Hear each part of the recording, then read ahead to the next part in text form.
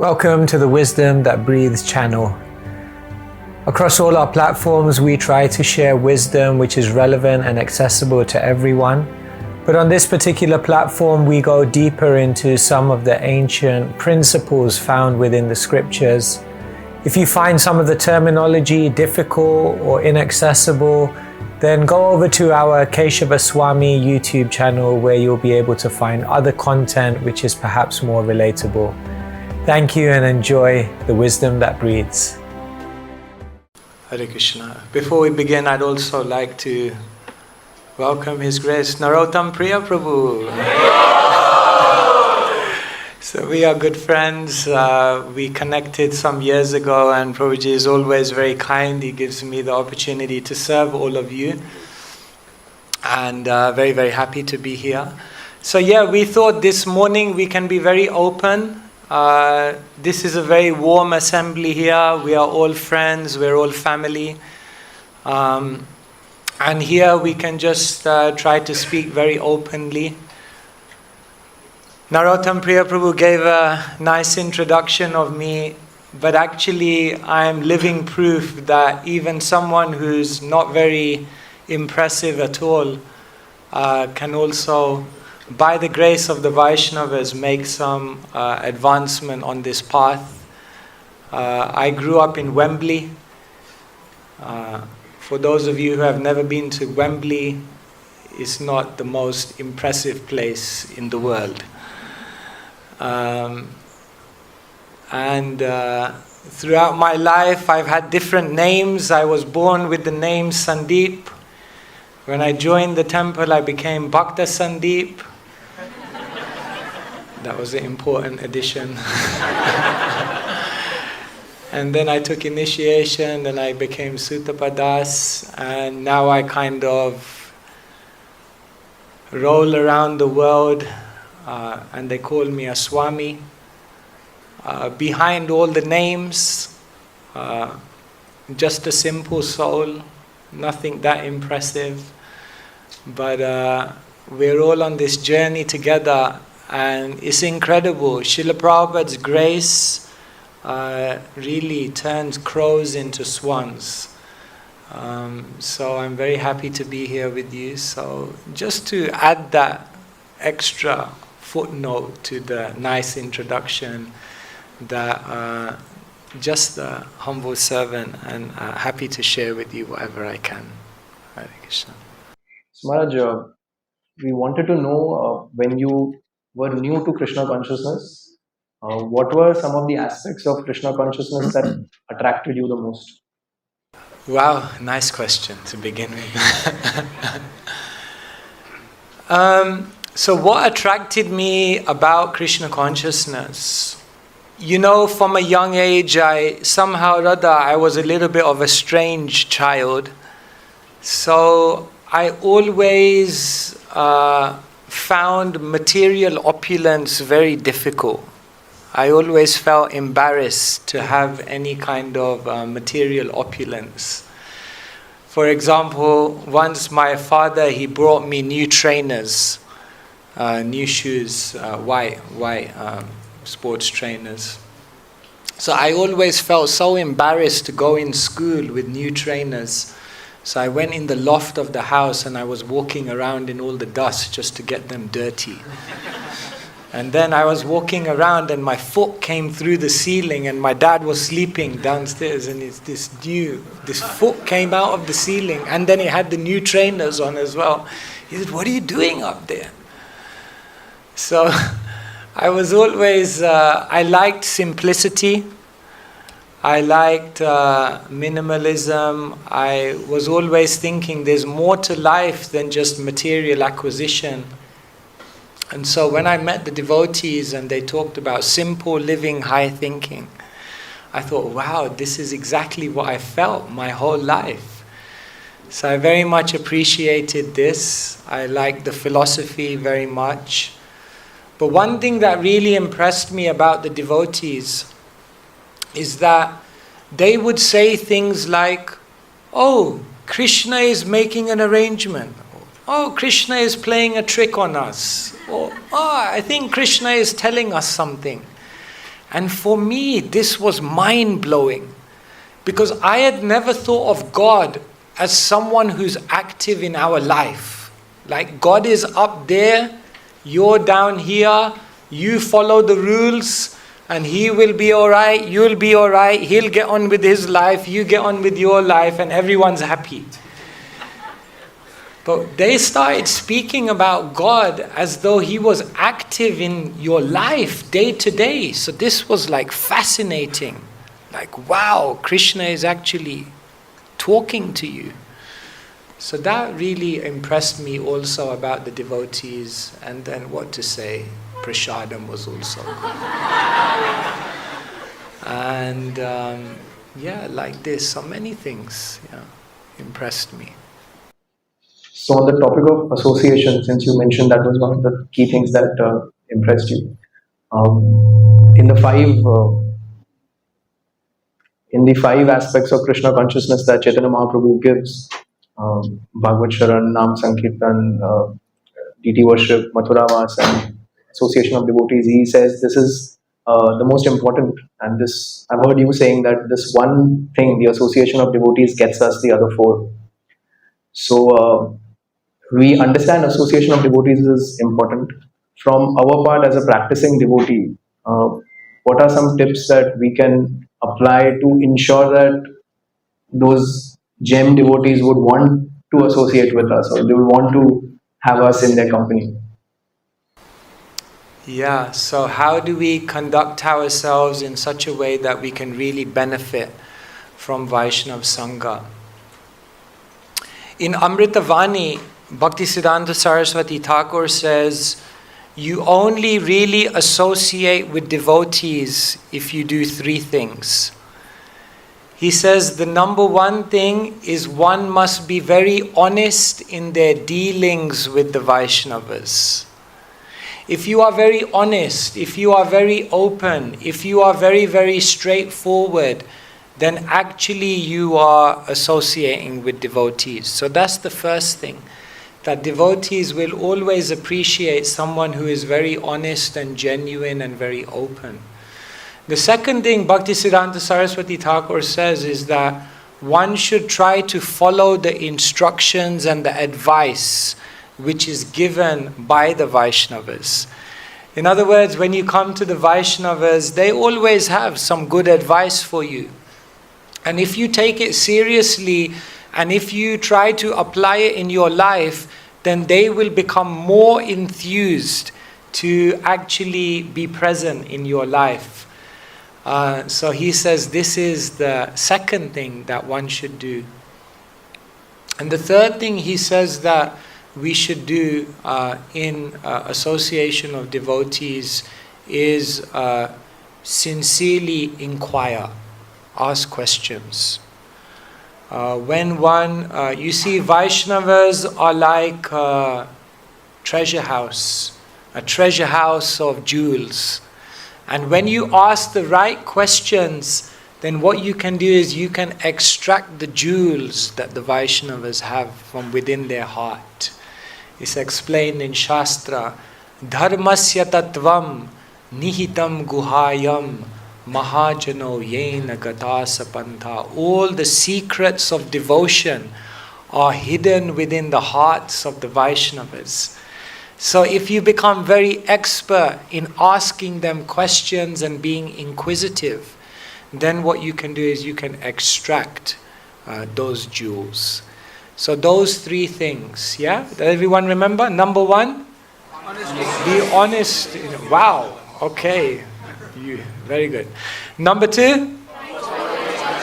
Try to follow the instructions. And number three? Ask questions like that. So, when I first came to a Pandavasena is our youth group in London, so I was like 15, so I first came to the program. So I was new, but His Holiness Shivaram Swami was there. So I didn't know who is a Swami, who is a Prabhu, all this etiquettes. So at the end of the program, one of the devotees, he said to me, go and ask a question. He said, the Swami is here, you have to ask a question. So I said, but I don't have any question. He said, no, you have to have a question. It's the Swami, you have to have a question. I said, I don't have a question. He said, okay, if you don't have a question, ask for an instruction. I said, what do you mean, instruction? I was new. I said, like, instruction? What do you mean? Like, he said, just ask for an instruction. So I came to Shivaram Swami. I don't know how many of you know Shivaram Swami, but he's very serious now, very heavy. So I said, Swamiji, can you give me an instruction? I didn't even know what an instruction is, but I said, can you give me an instruction? I was 15 years old. And you know what he said to me? He looked at me and he said, don't be boring. He said, in your life, don't be boring. So I was like, wow, okay. I'll think about that one, you know. And to this day, when I wake up, oftentimes I remind myself, don't be boring. Do something wonderful with your life. Try to be on an adventure. Krishna consciousness is a movement of excitement. So, like this, you can ask questions or get the jewels. Thank you. So on that note, Maharaj, it should not be boring. Sometimes the things that, like I give you an example. A couple of months back, somebody brought me a piece of Radha Raspberry's Maha cake, and I accepted it. I kept it on the table, and then after a while, I was just thinking that had this happened 15 years back when I was a new devotee, I would have been overjoyed. Wow, I got the Maha. This was on Radha Raspberry's plate. I would have finished it in a minute. Those same things which really we took it literally when we were new. After a while, we tend to take it for granted. I'm just speaking for myself. So how do we keep not let it get boring and keep the process interesting even as the time goes on? Come and travel with me. Never boring. You see, in Krishna consciousness, we always have to keep it fresh. We have to keep it alive. But how do we do that? Because oftentimes we're doing the same thing. You know, it doesn't, you know, once we were on Harinam and one person, he came to me, he said, I love you guys. You're always happy. You're always dancing. You're always smiling. But don't you guys have any new songs? So I was saying, no, nothing changes in our movement. The song stays the same, the instruments stay the same, the philosophy stays the same, everything stays the same. So if everything stays the same, then how do we keep it fresh? Therefore, what one has to do is, although everything is staying the same externally, the consciousness and the purity with which we do it has to be constantly refined, constantly deepened, constantly elevated. And so Krishna consciousness is a very, very internal process. If you just practice Krishna consciousness externally, then after some time it will become boring. But if you practice it in a very mindful, conscious, qualitative, attentive, intentional way, then what you will find is that the same thing actually becomes deeper and deeper and deeper. Srila Bhaktisiddhanta Saraswati Thakur was once in his math, in his ashram, and one maths professor, he came and he said, I see your students who have been here for 25 years and they still got their hand in the bead bag. I mean, haven't they graduated to higher things, you know? So Bhaktisiddhanta Saraswati Thakur gave him an interesting example. He said, if you go into the kindergarten, the primary school, kids class, then the teacher will be writing on the board A, B, C. And Bhaktisiddhanta Saraswati Thakur said, if you go into the university lecture theatre where a teacher is instructing his students in advanced calculus, then he will also write A, B, C. So one who is unintelligent will think it's the same thing. Why is he also still? But this is on a significantly higher level, although externally it looks the same. And therefore, Krishna consciousness is an incredible process, because the thing that you learn in day one is the thing that you'll be doing in the spiritual world. But you'll be doing it with a completely different level of consciousness. And so in Krishna consciousness, the means, the basis, and the goal is all the same. So Maharaj, you in one of your talks, I heard you saying that to progress in Krishna consciousness, we need the mercy of the Lord, and strong sadhana is the way to attract the mercy of the Lord. So in your books also, you are known for systematically presenting Shastra in a way that is easily acceptable also for a reader to read. So for us in our personal study of Shastra, how can we have a steady, systematic approach to reading Srila Prabhupada's books? The first thing is that at least touch the book every single day. What I tell people is, even if you don't open it and read it, just touch it. Just make a habit from tomorrow that at least touch the Bhagavatam every day. Then what will happen is, when you touch the Bhagavatam, you will think, maybe I should also open it. And then when you open it, if you try to read a little bit every single day, then you'll be surprised how much you learn. On your phones, you can get an app, is called Become a Sage, page by page. So it will tell you, if you want to read the Bhagavatam in 2 years, then how many pages do you have to read every day?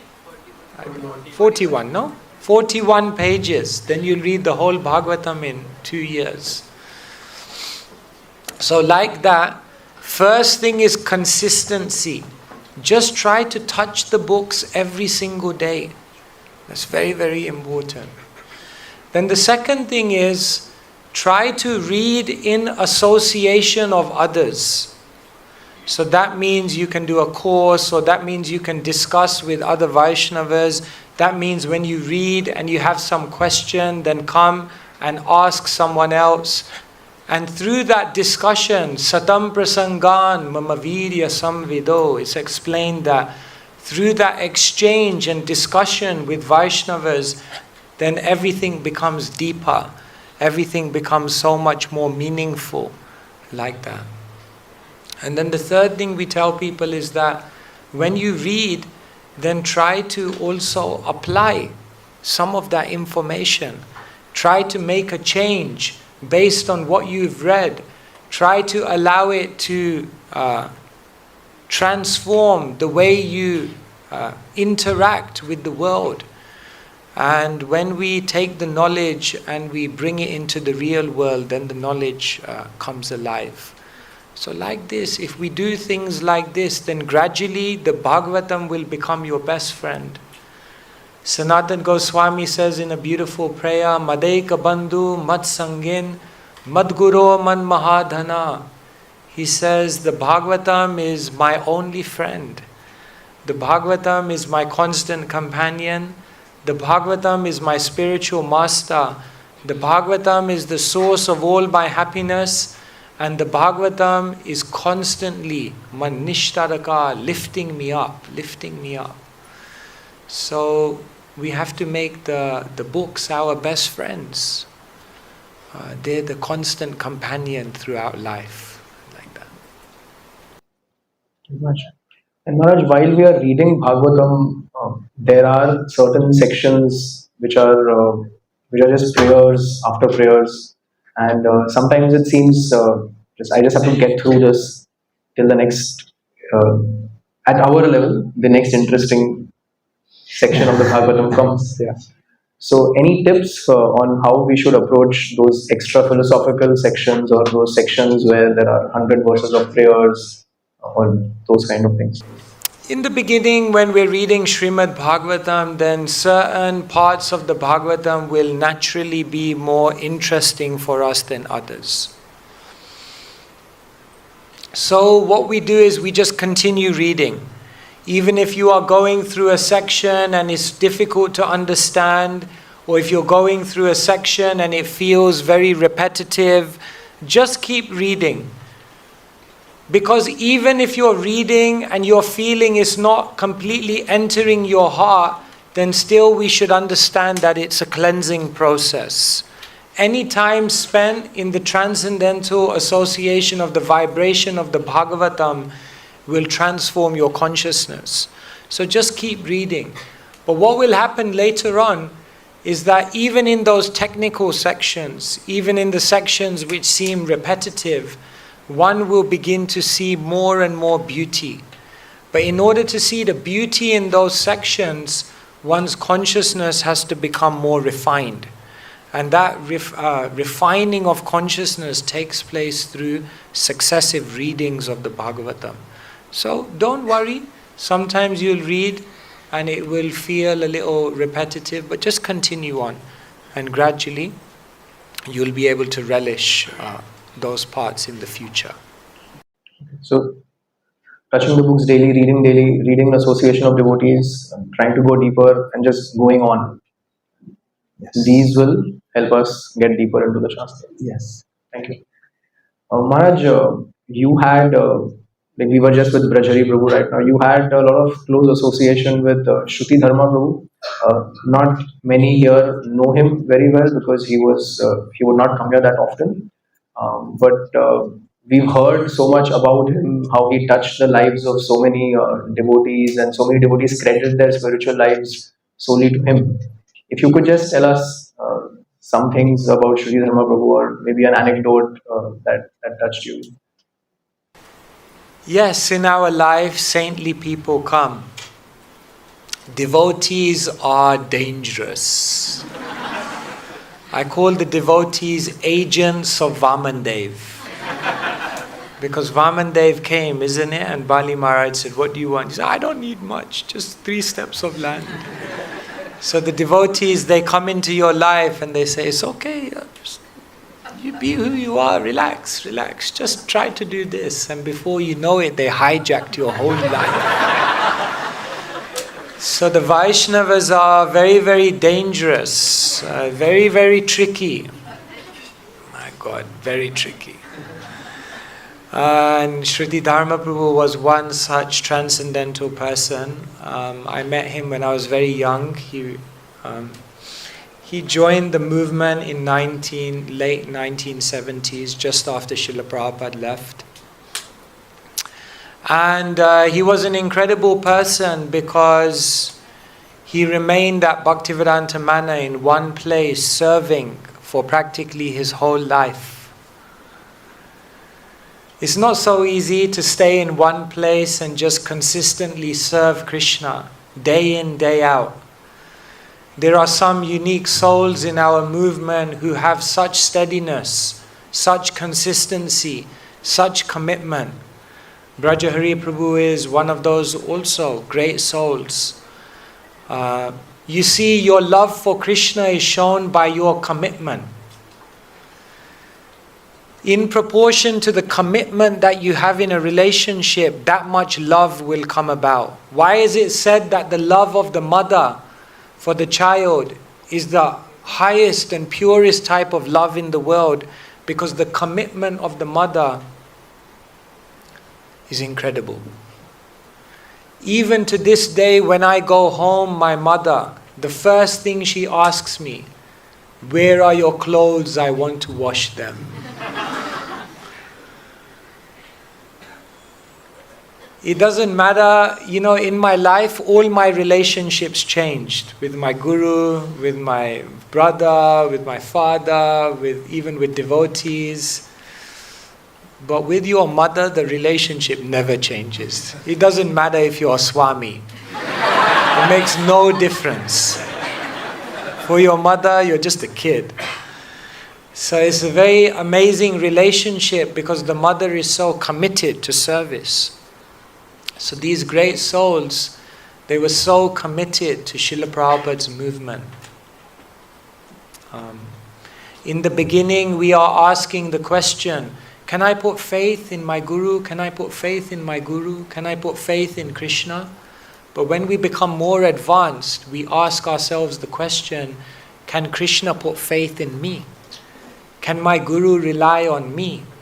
How trustworthy, how reliable have I become? So Sri Dharma Prabhu was one such person who the Vaishnavas could rely on, who Krishna could rely on. And so he came into my life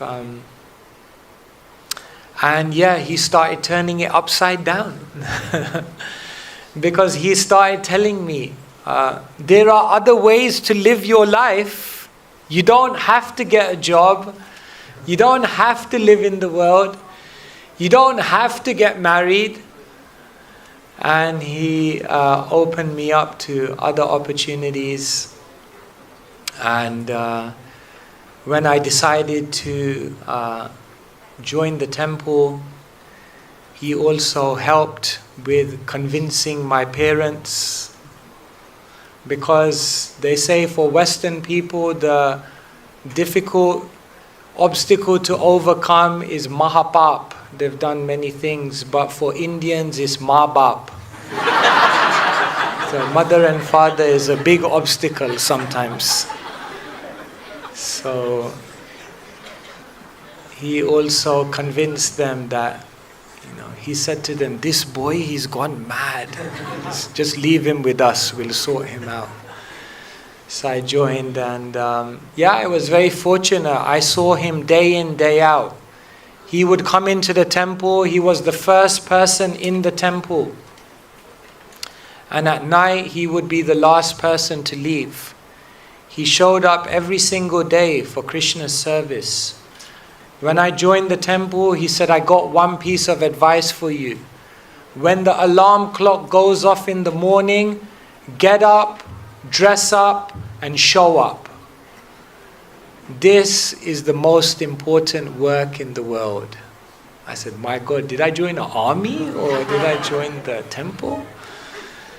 So he was very inspiring, a very incredible person. And yes, he took on a lot of anxiety for Krishna. Anyone who takes up any position in ISKCON of responsibility, especially a position like being a temple president, brings a lot of anxiety, brings a lot of complexity. But he took all of that austerity for Krishna. Once I said to him, Sri Dharma Prabhu, Prabhupada said, in the spiritual world, we will have ISKCON there. He said, brilliant, I hope I'm not the temple president there. I said, maybe not. Maybe it will be different. So it's not so easy. In this movement, you take up responsibility. It becomes difficult sometimes. But the Vaishnavas, because they have love in their heart, they continue on. So he was a great example like that. He was always encouraging others. You know a great soul, not just because they are great, but because what they do is they go into other people's lives and they empower them to also become great. That's how you know if someone is actually great. Because they, in their heart, want everyone else to also become great. In fact, they want others to become greater than them. And so like this, we were fortunate to meet such a saintly person.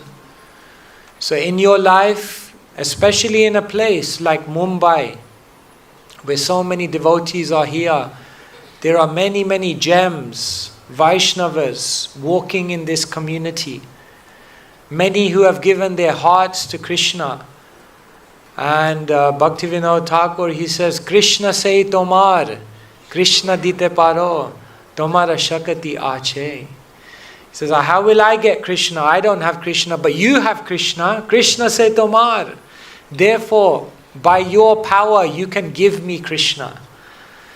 So the secret is, try to find a Vaishnav who has captured Krishna within their heart. Try to find a Vaishnav who has captured Krishna by their service. And if you associate with such a Vaishnav, then you may also receive Krishna by their grace. Maharaj, when after a few years in Krishna consciousness, if we want to measure whether we are advancing or not from, say, 10 years back or 1 year back, is there a yardstick or something that we can apply to judge whether we are progressing or not rather than speculating? You can eat more prasadam, then you know you're advancing. So in the 11th canto of Bhagavatam is mentioned, Bhakti Pereshan Ubhavo Viraktir Anyatra Chesha Trika Eka Kalaha Prapadyamanasya Yathashnata Tusti Pustik Shud Apayo Nugasham. It's explained when you eat, three things happen. Tushti, you experience some pleasure of the tongue. Pushti, you become energized. All your senses become enlivened. And Shud Apayo, you become free from hunger. If these three things happen, then you can understand you have eaten properly. So similarly, the Bhagavatam says, if you actually practice Krishna consciousness, the first thing that should happen is just as you feel pleasure when you eat, you should feel a joyfulness. You should feel happy. If you're not happy, probably you're in Maya. You can't be in Krishna consciousness and not happy. So perhaps the most simple measure that you're advancing in Krishna consciousness is that you're becoming happier. You should be happy. And then the second thing is, just as when you eat, you feel all the senses enlivened, nourished, you get a direct experience. So it's explained that as you advance in Krishna consciousness, you should experience the presence of Krishna in your life more and more. You should begin to perceive, yes, Krishna is talking to me, Krishna is interacting with me, Krishna is guiding me and moving me in certain ways. You should actually feel Krishna to be a reality. And the third thing that should happen, just as when you eat, you feel freedom from hunger. When you actually practice Krishna consciousness, then you should feel freedom from all material desire, all material attachments, all of those things that you are so attracted to. I want a house by the sea, a color TV, 50 million gigabyte MP3, Jaya Jagadish Hare. So all of these things that were so important to us, gradually they just become more insignificant. So if these three things happen, number one, you feel happy. Number two, you feel a experience of God, experience of Krishna. And number three, you feel detachment from material things. Then you can understand, I'm moving forward. And in the case where we are not able to feel these things, then the remedial measure would be? Ask for your money back. Then we should look at the quality of our practice. Krishna consciousness is a science. So a science means if you practice it with intention and attention and you do the right action, then definitely it must work. So if these things are not happening, then it means there is a deficiency in one of these things: your intention, your attention, or your action. something must be falling short somewhere. Otherwise, definitely this has to work. Thank you so much. There's no room for speculation now when you've laid it out very clearly. We'll take some of the questions of the devotees. They ask live or They've sent in oh, chats. okay, please, yeah. What are some of the qualities of Srila Prabhupada that you appreciate the most? Out of so many, what are some of that you appreciate the most? I think for me, Srila Prabhupada was not, what impressed me about him was that he was always ready to tell the truth. He was not holding anything back. Even when he had to say something which was difficult for people to accept, he expressed it. And this is very, very powerful. When you meet someone who is completely truthful, who doesn't try to cover anything up, then you can understand this is a very, very saintly person. So Srila Prabhupada was very, very direct. He was very, very bold. He was very courageous. And he told people the absolute truth. And I think that was a very, very incredible quality for me. Because in my life I felt everyone was saying something, but they were not actually saying the real thing. They were saying what they thought I wanted them to say. But here was someone who was just saying it as it is. Yatha Roop. This is one quality that I really appreciate in Srila Prabhupada. And I think the other quality was Srila Prabhupada's compassion. That Srila Prabhupada was willing to make any sacrifice, undergo any difficulty, and expend all his energy to help others. For me, this touched my heart. His Grace Brahmananda Prabhu tells the story of how one day he was with Srila Prabhupada right from the morning. Prabhupada woke up, he did his translation work, he gave the morning class, then Srila Prabhupada went out to see a property, then he met some reporters, then he came back, he met the devotees, then again he went out for an evening program. After a whole day of serving, Brahmananda Prabhu and Srila Prabhupada were in the back of a car. They were coming back to the temple. And as you know, Brahmananda Prabhu was healthy, as you say in India. And so Prabhupada was so tired that Prabhupada began to doze off. And as he began to doze off, then he came right into Brahmananda Prabhu's lap. So Brahmananda Prabhu was in the back of the car and Prabhupada was lying on his lap. And Brahmananda Prabhu looked at Prabhupada and he looked at his spiritual master and he saw he has given every last bit of energy. Srila Prabhupada didn't hold back any energy. He gave everything. And in that moment, Brahmananda Prabhu realized this is pure devotional service. Because Srila Prabhupada didn't hold anything back. Oftentimes we are holding back. 1 for Krishna, 2 for me, 2 for Krishna. But no, Srila Prabhupada, everything for Krishna. Such compassion. So yeah. Well, we could talk about Prabhupada for a long time. Thank you, Maharaj. One devotee asks, what are some signs that we are slipping away from Krishna consciousness? What are some signs that we are slipping away from Krishna consciousness? The first thing is that one is seeing faults. One sees faults in the temple, One sees faults in the devotees. One sees faults in the philosophy.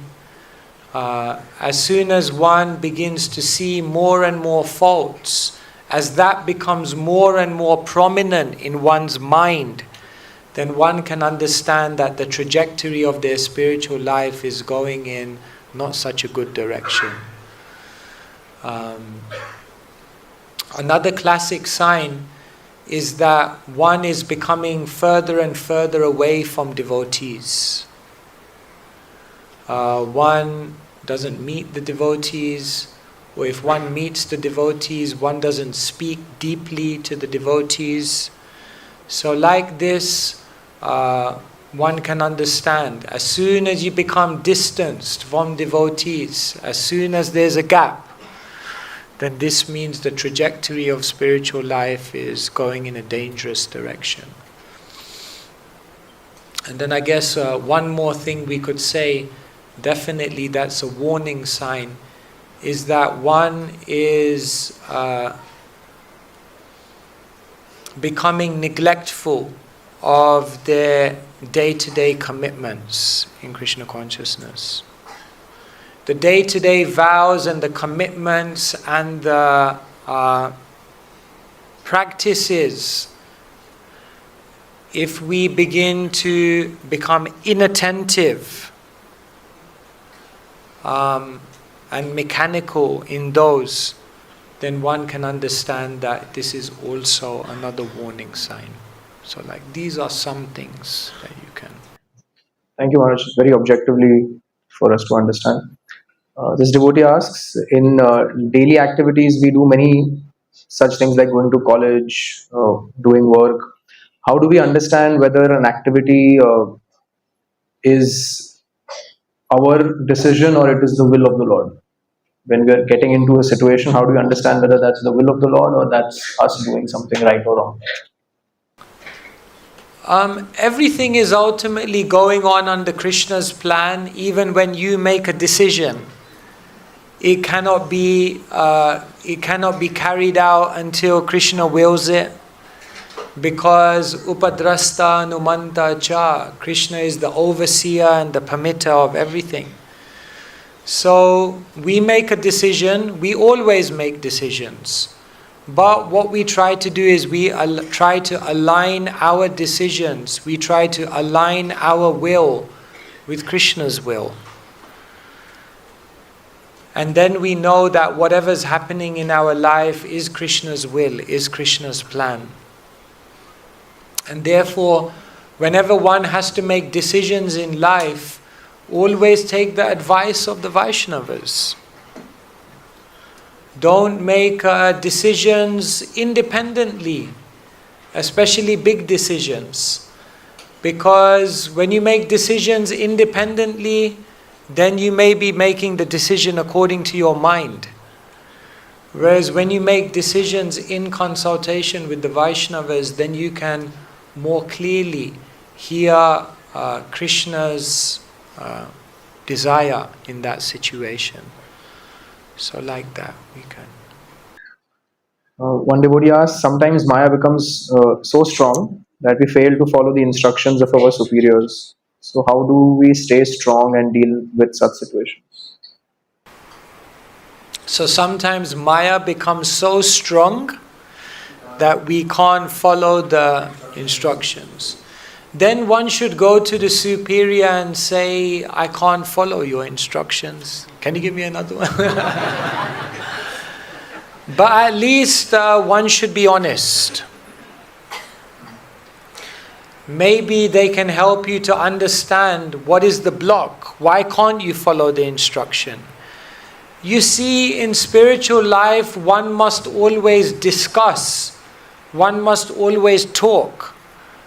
One must always reveal the heart. Even if one is struggling, don't struggle alone. Struggle and open your struggles by trying to take help from the Vaishnavas. So even if you feel Maya is so strong you cannot follow the instructions of Vaishnavas, then don't avoid the Vaishnavas. My God, I can't follow them. Avoid them. No. then at least go to them and express your weakness and try to get help. Like that. This devotee asks Maharaj, how do I deal with thoughts of pride and lust? Oh my God, that's a long seminar.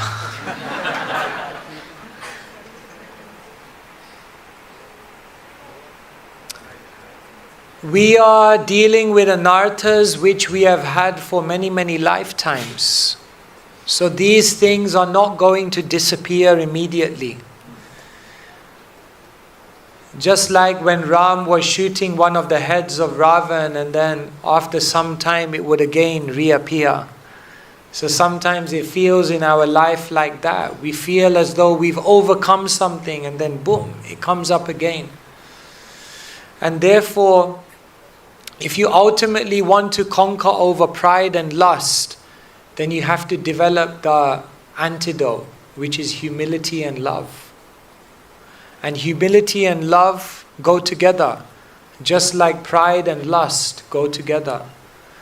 And therefore, the more that one becomes humble, engages in devotional service, taking the humble position, always putting their own desires to one side and trying to serve according to the wishes of the Vaishnavas and Krishna, when one takes that humble position, then in that humble heart, then love comes about.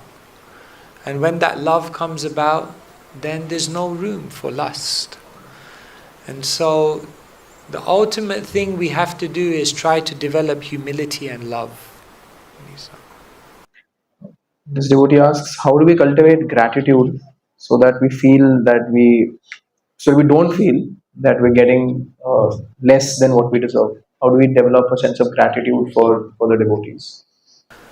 So in Sanskrit, gratitude, the Sanskrit word for gratitude is krita gya. Gya means to know, and krita means that which has been done. So the literal meaning of the word gratitude in Sanskrit is to know what has been done for you. In other words, if one becomes very reflective, if one becomes very, very introspective, if one looks back at their life, and if they're very honest, then they will realize, before the Vaishnavas came into my life, before Srila Prabhupada came into my life, I was basically nothing. And whatever I am today, whatever I'm able to do in my life today, is only a result of the mercy of the devotees. And when one is constantly registering that, then what happens is whatever the devotees offer, one will always feel an increasing gratitude, because one realizes that I was undeserving, I was nothing, and I've become something by their grace. And so one will never feel that they're not getting enough, but they'll always feel I'm getting more than what I should get, like that. So it means one has to contemplate, one has to become very thoughtful.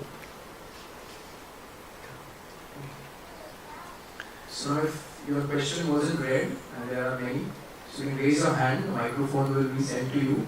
But there is one catch, you have to complete your question in 20 seconds. Is it fair, Mike? Can I say a comment? Yes. So we'll just, for logistics purpose, we'll first take questions in the front half of the room and then we'll go back. Hare Krishna and Keshava Maharaja, I'm so grateful today. Indeed, gratitude to you. You have been virtually in my living room from the time COVID began till date. Okay. There must be a virus on your computer. No, and I physically follow you as wherever I can, just to hear you, and thank you for enlightening me in so many avenues where I thought I took it so much for granted. So my consciousness has evolved, and thank you, Steve. Thank you so much. I have one previous question. When you travel all over the world, how do you carry your luggage? Oh, that one. I hope you don't mind that, does it go in luggage or, I try to That is a big secret. Thank you. So this danda is, it collapses. Yes. It's like a snooker cue.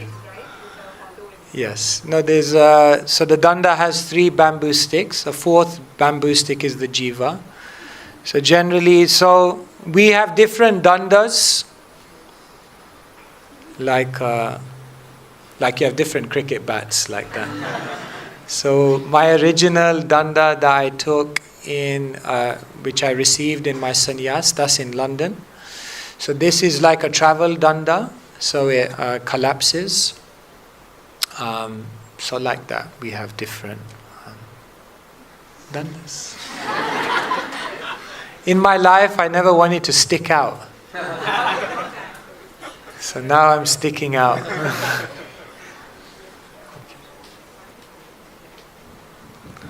Yes. Oh yes, Hare Krishna. As you were saying that we should dedicate some of the time for reading, but sometimes it doesn't, it's not fitted for a particular life. So if we take out some 10 minutes, 20 minutes pockets in between 24 hours, is it good way to read in those pockets? So you said reading doesn't fit into your life. So then maybe we need to change life. You see, Krishna consciousness is not something that we're meant to fit into our life. Once there was a person, so he had a cup. And he said, I got a big stone, I got some sand, and then I got water. And I want to fit it all in this cup. So if you put the water first, and then you put the sand, and then you try to put the big stone in, it's a big mess. But if you put the big stone in, and then you put the sand which goes in all the spaces, and then you pour the water in which is absorbed within that substance, then everything fits in properly. At a certain point, if you really want to find Krishna, then you can't just fit Krishna into your life. At a certain point, if you say, in this life I have to find Krishna, so many lives I missed the opportunity. In this life I have to find Krishna. Then you have to make Krishna a priority. You see, once a man, he was traveling to the Himalayas, so he came into the hotel overnight to then begin the ascent. In the morning when he woke up, he gave the keys to the receptionist and he started walking out. He noticed there was a snowstorm. Nobody was outside. And he continued walking. And the receptionist shouted and said, "Where are you going?" He said, "I'm going to the peak." The receptionist said, "But there's a snowstorm out there." He looked back at the receptionist and he said, "My heart has already reached the peak. Therefore, for my body to reach, it's just a formality." So the point is, has our heart reached the goal? If your heart has reached the goal, then you will make the arrangements in your life to make it happen. So, Srila Prabhupada, he came with a challenge because he delivered the Bhagavatam. And the Bhagavatam begins, Dharma projita kaitavo traparamo. This Bhagavatam kicks out all cheating religion. Because all cheating religion tells you, go on in your life and just do a little bit of this. But the real religion, Savai Pumsham Paro Dharmo, Yato Bhakti Radok Sajay, is that Krishna should pervade every aspect of your life. So it's difficult. And we have to make difficult decisions. If you want to achieve what other people don't achieve, you have to be ready to do what other people wouldn't do. And that means you have to take a risk. And that means you may have to turn your life a little bit upside down and make sure Krishna gets priority. Because if you make Krishna the priority, then Krishna will appear in your life. So that's the decision that all of us have to make. So it doesn't mean overnight you just have to leave everything behind. If you want to, we can speak. But if not, no problem. But it means gradually start to re-engineer your life so that Krishna gets priority.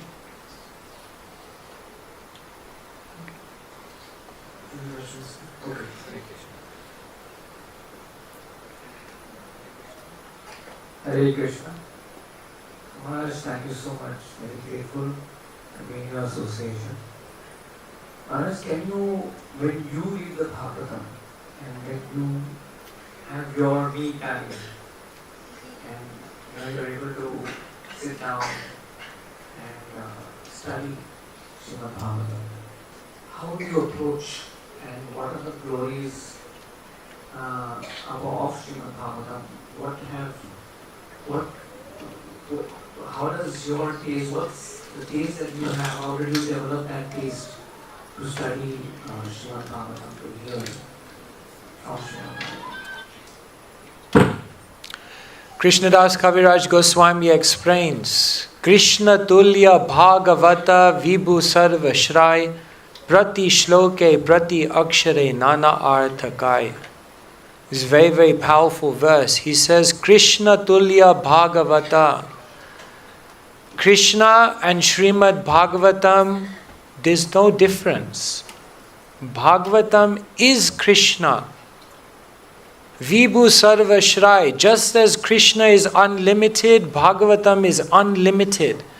So the first thing is, when we open the Bhagavatam, you should think, now Krishna is speaking to me. You try to be in this mentality. Now what will Krishna tell me? Now how does Krishna want to guide me? Now what does Krishna want to illuminate my heart with? And what you will find, the amazing thing, Prati Shloke, Prati Akshare, Nana Arthakai. You will see that the same verses, the same syllables have unlimited meanings and appear to you in unlimited ways at different parts in your life. Therefore, when you're reading the Bhagavatam, you're never reading the same book. Because Krishna is always speaking to you in a different way, although the words are the same. Because Bhagavatam is Krishna. And in every word, there's unlimited ways in which Krishna will express his heart to you. So, eventually we want to get to that point where we just open the Bhagavatam, as I was explaining this morning, and we just stay there. Once I asked one of our devotees, he's an investment banker in London, I said, what did you do on Sunday? He said, I started reading the Bhagavatam at 10 o'clock. I said, and then what did you do? He said, I carried on reading. I said, yeah, I got it. And then what did you do? He said, no, then I just carried on. I said, when did you stop? He said, I started at 10 o'clock in the morning and I finished at 9 o'clock in the evening. So I was thinking, wow, I'm happy to know there are devotees in our movement who can stay with the Bhagavatam for 11 hours. Why? Krishna Tulya Bhagavata Vibhu Sarva Shrai Prati Shloke Prati Akshare Nana Arthakai. But that requires time. So one must spend more and more time. The moments you spend with the Bhagavatam are moments in eternity. Those moments, you'll never regret it. Those moments will never be wasted. Those moments are in your eternal bank account. So the wise Vaishnavas spend more and more moments with the Bhagavatam. That's your sadhana, your eternal wealth.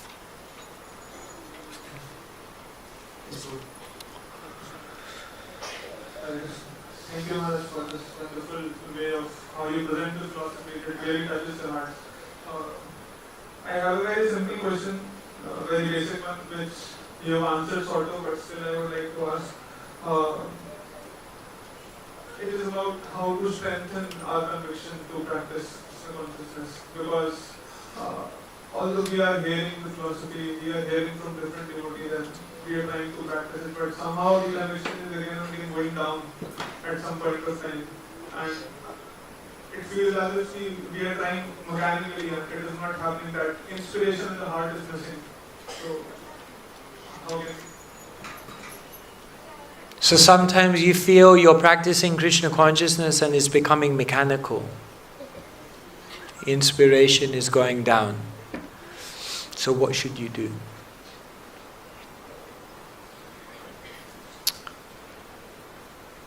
So we always have to try to put ourselves in a situation in spiritual life where Krishna can appear. If Krishna appears in your life, then immediately you will get enlivened, you will get inspired. You will feel, wow, there's something here, it's not just a theory. So the trick of spiritual life is to always place yourself in a situation where Krishna will become very, very active. So then the next question is, what are those situations that you can put yourself in where Krishna will become very, very active? So there could be many, many answers to that question. One is when you try to share Krishna consciousness with others. That is a situation in which Krishna becomes very, very active. I was telling you this morning, some of my most memorable and magical experiences were on book distribution. Because when you go out and you try to help, then Krishna becomes very, very personally involved. So that's one situation. Another place where Krishna becomes very, very active and alive is when you take a risk for Krishna.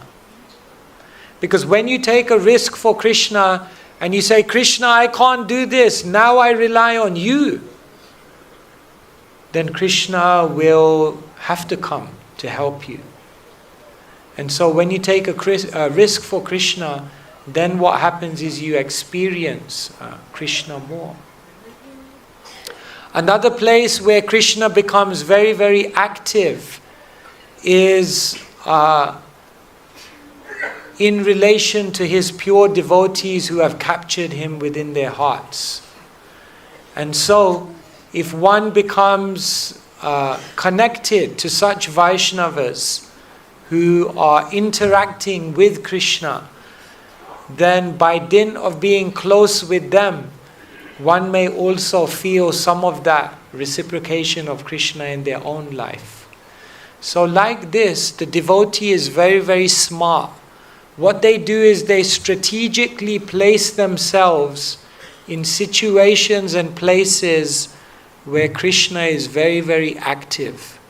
And if you do that, then Krishna consciousness will be alive. It will be a living theology. And then you will never feel a lack of inspiration. All right? Okay, yes. After this, we'll sit in the mic here.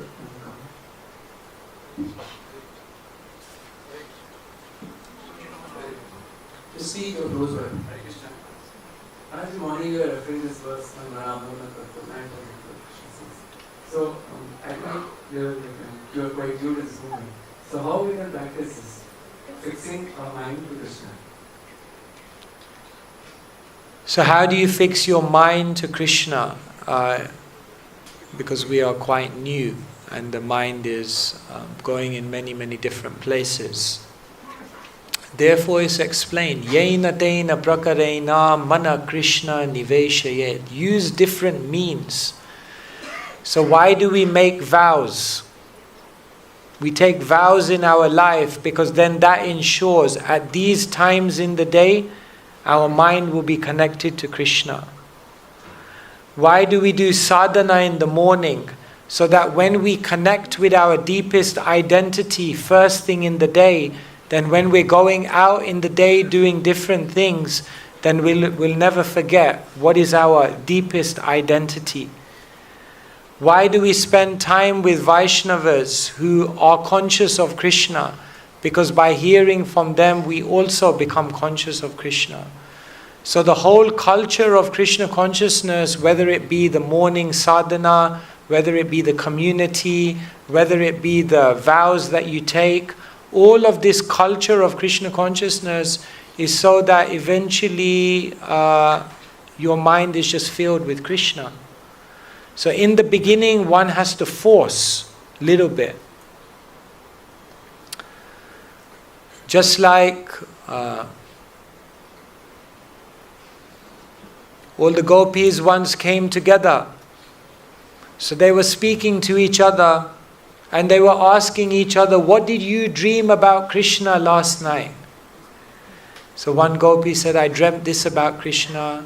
Another one said, I dreamt this about Krishna. And then finally they looked at Srimati Radharani and they asked, they said, why you tell us what you dreamt about Krishna? And she looked at them and said, dreamt about Krishna? All night I was thinking about Krishna, I couldn't go to sleep only. So, like this. Eventually Krishna just hijacks the mind. Therefore Krishna's name, Manohara. Manohara. Krishna steals the mind. So, we're waiting for Krishna to steal our mind.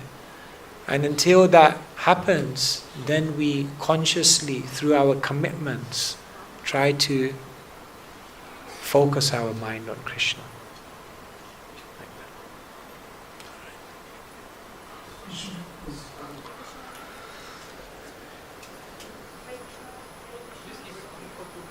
Hare Krishna. So for everyone, the button just goes up and that's the Bible up. Okay, switch on in 2 seconds. Maharaj, thank you so much for being our Siksha Guru. Your instructions help us progress in devotional service. Maharaj, I had actually asked you on the acronyms to develop humility. So whenever you have that opportunity, please share it with us. So Maharaj, based on today's class, my question is, so I came into Krishna consciousness when I was like 24 years old, just after marriage. So everything was very nice because devotees told us, do Garbhodaya Samskara, have nice Krishna conscious children. So everything was progressing very nicely. It was actually like being in the spiritual world. Every Sunday go to the temple, morning 4:30 to 1:30. Every Sunday was like that. After the Sunday we go home. Everything was very wonderful. Krishna consciousness was so blissful, enjoyable. There's a buck coming up. Until. So I have 2 daughters, 18 and 15-year-old. So everything was wonderful and we were in the spiritual world. Daughters doing Mangala Arati, Tulsi Arati, taking turns every day, going to Gopal's Garden High School. It was very, very wonderful until the COVID time. So when the COVID time happened, there was no personal association, you couldn't go to the temple. And everything was online, the school was online. So typically we had to give mobiles and laptops to our children. And we couldn't really monitor because 24 hours they were on the laptop. And so now I find that they had already got the Param Vishtva Nivartate, they had already got the highest case. But later on, now what I'm realizing is, while it was awesome, 4:30 to 1:30, I got to know from senior devotees that you should not have done that. It was too much for them to take it at that time. Morning 4:30 to 1:30 now. So now they want to explore other things, Maharaj. So at least I thought that if Prabhupada says to give them the greatest foundation when they are young, their path is set. Because I had to, at the age of 24, I gave up tea, coffee, onion, garlic. These children have been practicing Ekadashi right from their birth. They never had. But then, when they come into teenage, they want to explore other things. Sure. So then are they here today? They're not here, right? They're not here. Okay, that's all right. That's all right. Then we can talk about that. Just checking. Mataji, this is a mother's anxiety. This will always go on. Even if they are good devotees, still you will have anxiety about your children. It's a mother's anxiety. You have to worry about your kids. See, the thing is, you gave them Krishna. You planted the seed. You gave them your love. Now you cannot force them. When you plant a seed, you put it in the ground, you pour water on it, and then you have to wait. You can't just keep pouring water on it. Water, it's not coming, it's not coming. Put more water, put more water. Mataji, you can't force. You see, kids have to experience what they have to experience. Some people learn by hearing, some people learn by observing, some people learn by experiencing, and most people don't learn in any of these ways. They just carry on. You're living in Mumbai, it's a big city with lots to explore. What can we do? We give good advice. And then, difficult as it is, you have to give them independence. Because even Krishna says to Arjuna, Iti te jnanamakyatam guyat guyataram maya vimrashe tadasheshena yata icha tata guru. Now you do what you want to do. But they will always come back. Because joining Krishna consciousness is like joining the mafia. You can't leave because you know too much. Too much information. So no matter how much you try to enjoy out there, even if they won't be, but even if they're in a nightclub, they will be thinking about Krishna. The devotees dance better than this.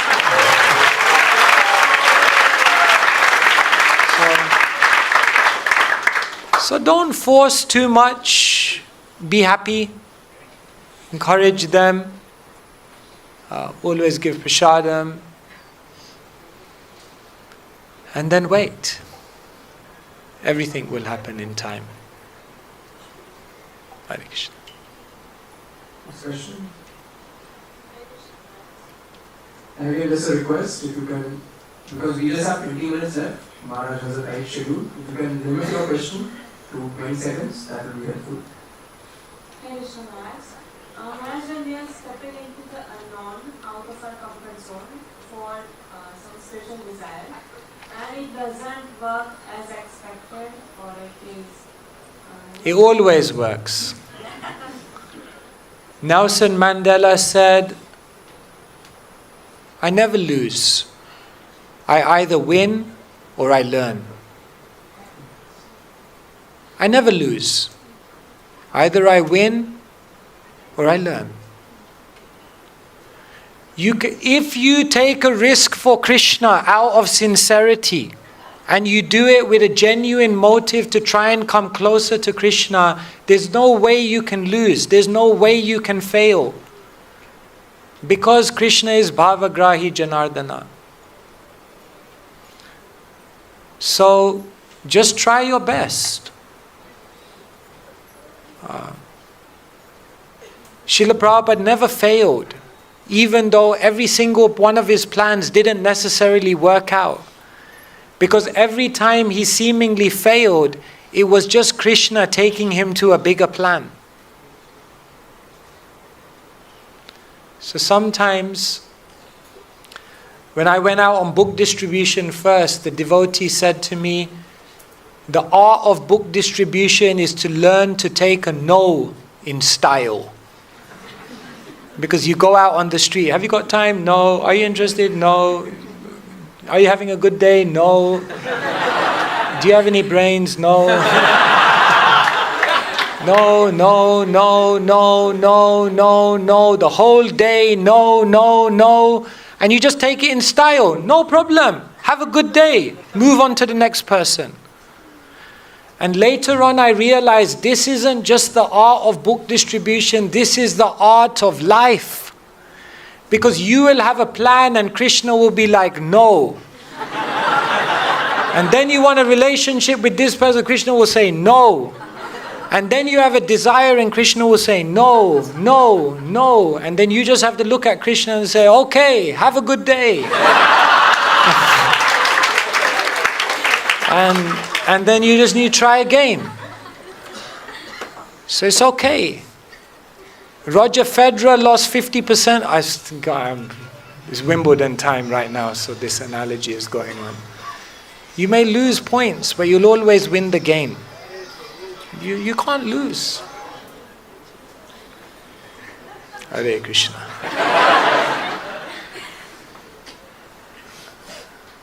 All right, is that okay? Sorry, I interrupted your question. About you got the point? All right. Thank you. Next question. Who has the mic?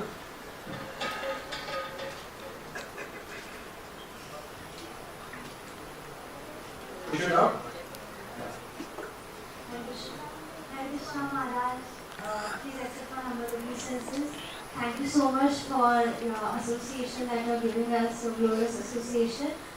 Yesterday, a few of the Krishna Bandhus got your personal association and they had a talk with you, and that time they told you how we are doing preaching and all. And today, just like Pandav Sena, we have more of the Krishna Bandhus. Can they raise their hands? Haribo, wonderful. Very good. We are from 7 continents. Okay. So you all have an online program. So it's like an online congregation. So yesterday you inspired us a lot and boosted our enthusiasm. So today after this we are going for train, Sankirtan and book distribution. So my question is, Maharaj, that what should our mood be while preaching or doing book distribution? Thank you so much. Hare Krishna. So what should one's mood be when they go out and they try to distribute Srila Prabhupada's books? You see, the moment when you meet someone on the street and you give them one of Srila Prabhupada's books, it's a life-changing moment. See, we look at it and we just say, a few jokes like this, boom, boom, boom, they give some Lakshmi, we give the book. And after 2 minutes, everything is done. We may not understand the significance of that moment. That moment could be a turning point in an eternity. Because it's the moment when Bhakti Lata Beach, one may receive the seed of devotion. And so when we go out on book distribution, it's the greatest adventure. Because you don't know who you're going to meet. You don't know what way Krishna will use you as an instrument. But basically our mood is, now let me be an instrument, a puppet in your hands, Krishna. Now whatever you want me to do, I'll do. And like I said this morning, there are people out there, they're just waiting. All you have to do is touch the pavement or touch the train or whatever. And go out there. So just try to be an instrument and just try to pray to Krishna. Now who do you want me to connect with you? And in that way you'll have the most amazing stories to tell. So thank you for being brave. It's not so easy to go on the street. You get rejected.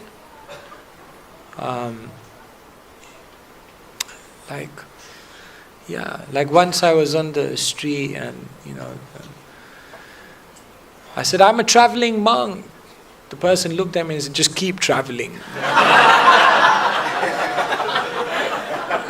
So, people reject you, people make fun of you, they laugh at you. It's all good, it's all a good laugh at the end of the day. But one thing is for sure, when you go out on book distribution, you'll feel very close to Srila Prabhupada. Because Prabhupada came all alone. Prabhupada came to America in 1965. And all he had with him was his books. And Srila Prabhupada himself in Delhi was going stall to stall trying to distribute books. So when you're out there and it sometimes feels a little bit alone, like you're getting rejected, then you can just remember, I'm never alone. Srila Prabhupada is with me. And wherever the devotees are distributing books, then definitely Srila Prabhupada's attention and participation is very much with you. Hare Krishna. This question is by my sister who wanted to attend but is in a different country right now. So she asked, some people say it is important to do devotional service even if you are not compassionate or kind. But as scriptures, you automatically develop these qualities. As per scriptures, you automatically develop these qualities. Yet normally, we don't see this in everyone. How do we reconcile?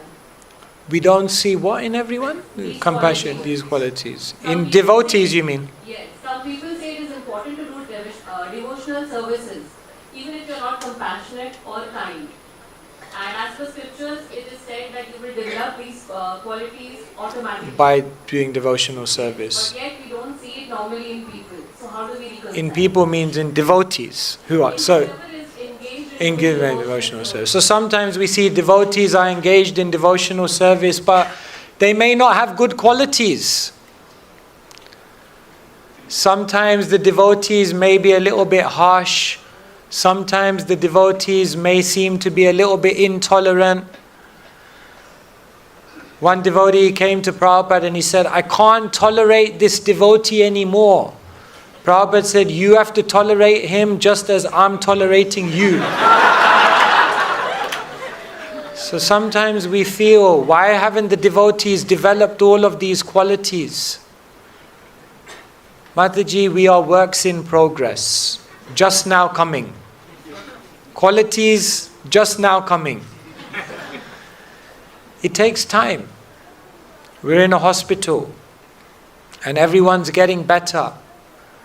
And different individuals are at different points in their recovery. And therefore they're all engaged in devotional service, but they all may not be pure devotees at this moment in their journey. Yet they're engaged in the pure process of devotional service and therefore they are worshipable, they are special. And therefore every devotee, even a devotee who hasn't developed all the saintly qualities, is still considered an exalted soul because they are on this path. And so it's just a matter of time. You have a green mango and you have a ripe mango. Both are mangoes, but one, just the sweetness of it appears in time. So therefore, yes. But having said that, I think there is something to be said in our movement that we should become more kind. Sometimes what happens is when we have such a high philosophy and we have high standards, then we focus so much on the standards that we forget to be human and kind with each other. So therefore we should be nice to each other. It's okay, when you walk past someone in the corridor, you can stop and say Hare Krishna. You can smile. You can offer some help. If we create a community where there's more kindness, more love, then many more individuals will want to stay. And so we also have to develop that human aspect within our devotional service. Is that okay? Was that? Yes, sir. Hare Krishna Maharaj. First, my obeisance to you. It has been a wonderful last 2 days. I've been hearing your Bhagavatam class yesterday and today also. This is a question from the yesterday's Bhagavatam class which you gave. In one of the things you mentioned that, as a devotees, when we come into Krishna consciousness, we have to follow the 4 regulative principles. Now, at the beginning this may sound very difficult to us, but even more difficult than that is to be humble, to be tolerant, never give respect to others and don't expect respect from others. Now, we say, right? Now, when I look into, especially I'm talking about myself, following Four Regular Principle has been not difficult. I've been in Krishna consciousness for the last 12 years. But every day when I think about following the Tinnavi Sunijana, it gets really tested. While driving in the Mumbai traffic or boarding a local train. Don't say your wife, no? Yes. Of course, she being a devotee, so we have some understanding. But then even, within the temple, either serving prasadam or even standing into a prasadam, this Tinnavi Sunijana get really tested, and I find that I fail almost all the time. So how do we energize? Even that you are failing, that means you are advancing. Before we were proud and we never even knew it. Before we were intolerant and we didn't even notice it. But now when we experience our own intolerance, when we see the pride in our heart, then immediately we think, no, I don't want to be like this. That in itself shows that your values have changed. Now the next progression will be that gradually your activities will change. And the next progression after that is that your heart will change. So you are making progress. But to become humble is not an easy thing. To actually become humble, to actually take oneself out of the center, to actually become just a servant. This is very, very exalted. It takes a journey, a long time. So, yes, you are advancing, you're on the path. And remember, just try to take the humble position.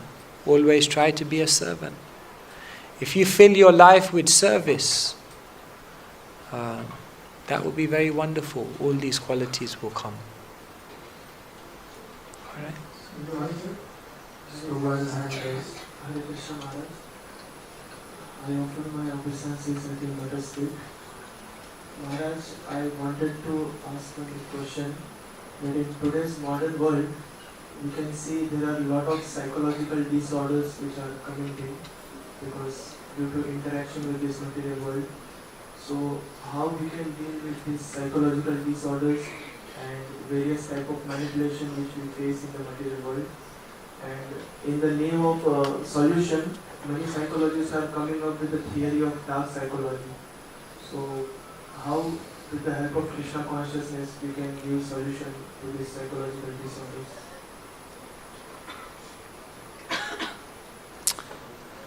Krishna spends so much of the Bhagavad Gita speaking about the mind. Krishna says the mind can be the greatest friend or the worst enemy. So therefore the ultimate way, when Arjun says Chanchalam himana Krishna pramati balavadridam tasyaham nigraham manye vayuriva sudushkaram. Arjun says, Krishna, the mind is so chanchal, I think it's more difficult to control the wind. And then what does Krishna say?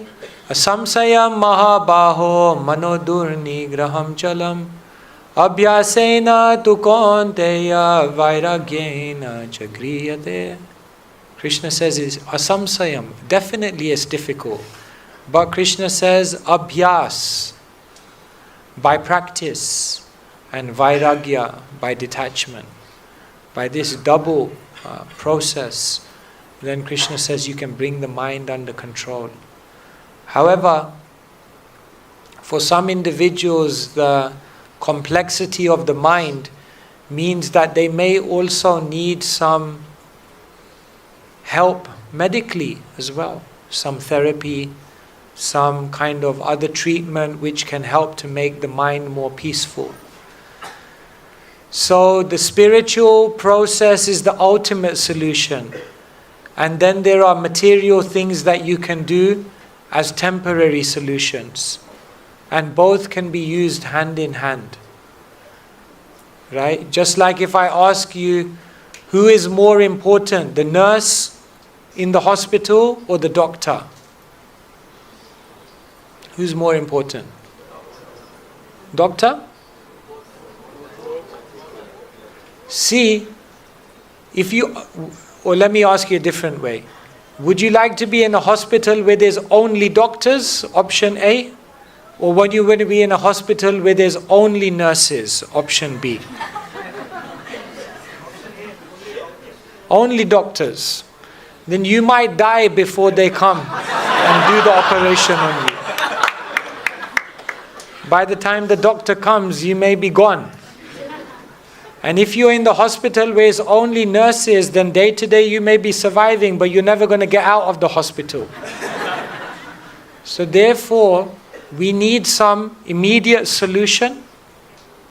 If someone is having very heavy issues psychologically, we can't just tell them, Prabhuji, chant Hare Krishna. Like, yes, ultimately, definitely. But right now, I need some immediate. So then you need some help. But then you must realize that that help won't get you out. What will get you out is only Manmana Bhava Mad Bhakto, if you connect your mind to Krishna again. So we need to take advantage of both, hand in hand. Alright?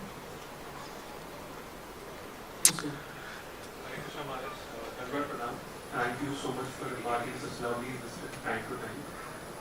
So my question is with respect to developing these qualities which we don't have. And very interestingly, in one of the seminars or sessions, please correct me if I'm wrong, please forgive me if I'm making a mistake, you mentioned this word, this phrase, fake it till you make it. So can you please explain what this means? And second, just following this is, when you're adopting this process, there is a danger that we might be showing, we're trying to show humility, we're trying to show tolerance, but I may become duplicitous, I may not develop these qualities. So there's a danger that I become duplicitous and not develop these qualities. So could you please... So in Krishna consciousness we say, fake it till you make it. That means even though I don't feel humble, I should act humble. Even though I don't feel enthusiastic in the kirtan, I should also just try to participate. And by faking it, then eventually I'll make it. So definitely there's some truth to that statement. However, there are also footnotes. Footnote number 1, don't fake it so much that you think you've made it. Footnote number 2, don't fake it just to convince someone else that you've made it. And footnote number 3, don't fake it without a sincere desire to make it. So if you follow those 3 footnotes, then fake it to make it will work. But if you don't, then fake it to make it can end up making you very duplicitous. So you need to just ensure those things. Does it make sense? All right.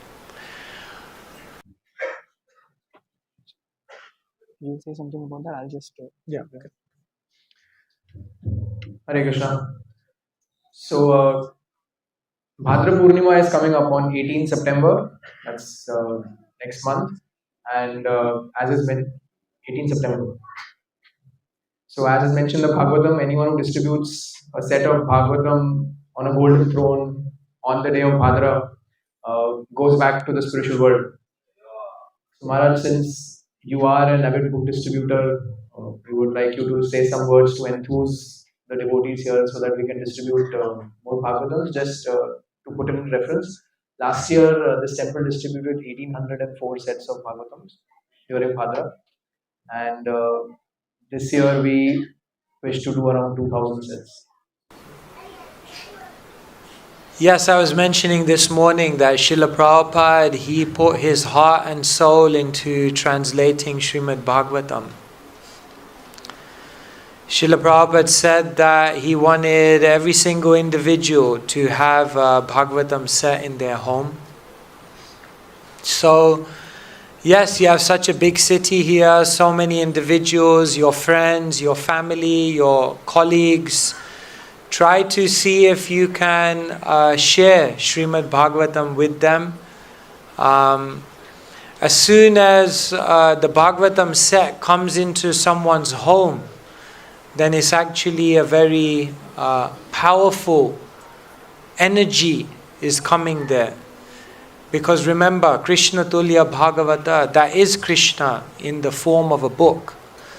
So, yes, if you want to be recognized by Srila Prabhupada, if you want to please his heart, if you want to make him smile, then do what you can to distribute Srimad Bhagavatam sets. So many of us are here in this room. Even if one person did one set each, then so much could be done in terms of sharing this legacy of Srimad Bhagavatam. So, yes, please get involved. And if anyone would like to take a Bhagavatam set today, if you don't have one, then you can come up and see us, and we also have Bhagavatam sets here for anyone. Hare Krishna. Thank you.